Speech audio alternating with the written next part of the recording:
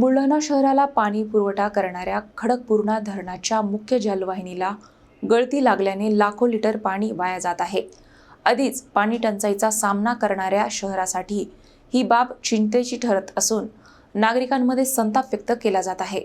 बुलढाणा शहरात पाणी टंचाईचे संकट दिवसेंदिवस गडद होत असताना खडकपूर्णा धरणावरून येणाऱ्या मुख्य पाणी पुरवठा लाईनमधून मोठ्या प्रमाणात पाण्याची गळती होत असल्याचे समोर आले आहे। पाईपलाईन फुटल्यामुळे लाखो लिटर पाणी वाया जात असून मौल्यवान जलसाठ्याचा अपव्यय होत आहे। सध्या शहराला मर्यादित स्वरूपात पाणी पुरवठा केला जात आहे। अनेक भागांमध्ये नागरिकांना पाण्यासाठी प्रतीक्षा करावी लागत असताना दुसरीकडे मुख्य जलवाहिनीतून मोठ्या प्रमाणावर पाणी वाहून जात असल्याने नाराजी व्यक्त केली जात आहे। विशेष म्हणजे येळगाव धरणातील जलसाठा कमी झाल्यामुळे खडकपूर्णा धरणातून पाणी आणण्याचे प्रयत्न सुरू असतानाच ही गळती समोर आल्याने प्रशासनासमोर नवे आव्हान निर्माण झाले आहे।